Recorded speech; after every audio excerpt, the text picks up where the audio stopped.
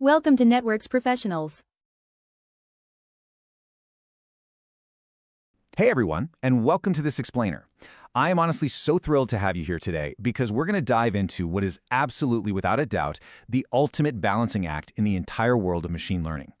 If you've ever built, trained, or even just evaluated an AI model, you are already engaging with the very foundation of what we're talking about today, the bias-variance trade-off. We're going to break down this incredibly complex concept step by step, taking apart the mechanics so you can walk away with a crystal clear strategy for your very next model. So let's just kick things off with a big question. Why do AI models fail at new tasks? I mean, it's incredibly frustrating, right? You train a model, it looks fantastic in your lab, and then you release it into the wild only for it to fall completely flat on its face when it encounters fresh, unseen data. This right here establishes the core tension of machine learning. We aren't just trying to make a model memorize what we show it, we are trying to get it to predict accurately on data it has absolutely never seen before. Here is our roadmap for today. We'll be hitting 1. The core AI tension. 2. Bias versus variance explained. 3. Finding the sweet spot. 4. Strategies for better models. And finally, 5. The impact on predictions. All right, let's jump right in. Okay, Section 1. The core AI tension. This is the fundamental challenge of building any effective AI system. The bias-variance trade-off is really all about balancing a model's complexity with its ability to predict accurately on new data. Think of it like a giant, never-ending tug-of-war. If you make a model too simple, well, it's just not going to learn enough to be useful. But if you make it too complex, it becomes overly sensitive, picking up on every little random detail in your training data that actually doesn't matter at all in the real world.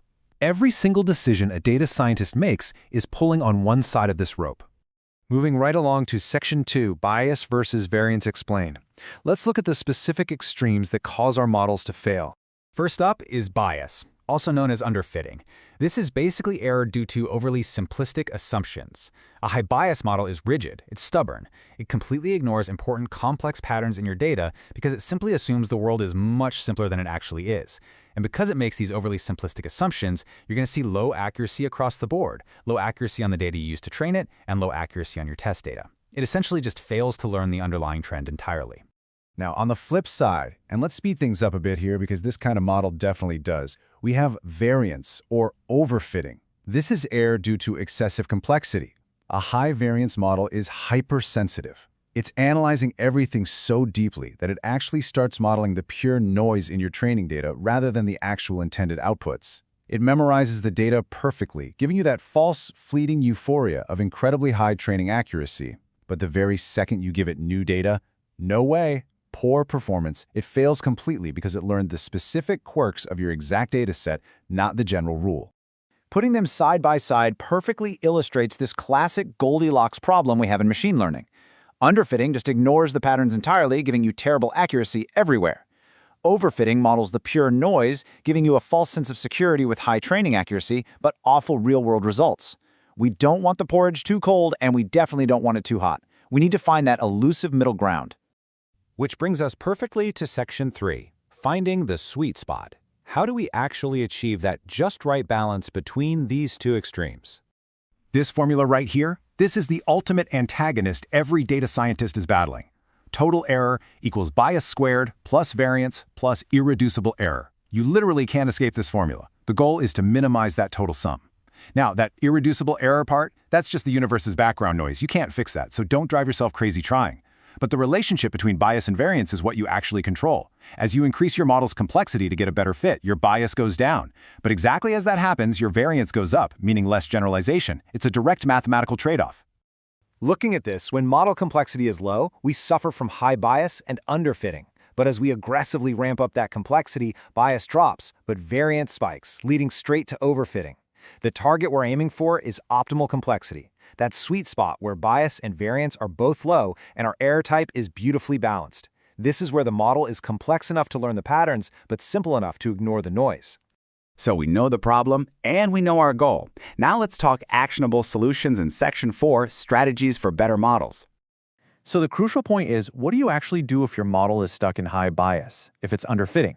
Well, you've got to loosen the reins. First, increase model complexity. You can switch to more flexible algorithms. Think polynomial regression instead of linear, or allow your decision trees to grow deeper. Second, feature engineering. You might literally just need to add more relevant features to your dataset so the model has more context to learn from. And third, reduce regularization. Regularization actively penalizes complexity. So if your model is way too simple, decrease that penalty and let it learn a bit more freely. Conversely, what if you're dealing with the exact opposite problem? Strategies to reduce high variance are all about reining in a model that's running totally wild. First up, regularization. Using methods like L1 lasso or L2 ridge actively penalizes that excessive complexity. Second, increased training data. This is a huge one. More data simply helps the model generalize better because it sees more variations of the real world, which essentially dilutes the noise. Third, use ensemble methods.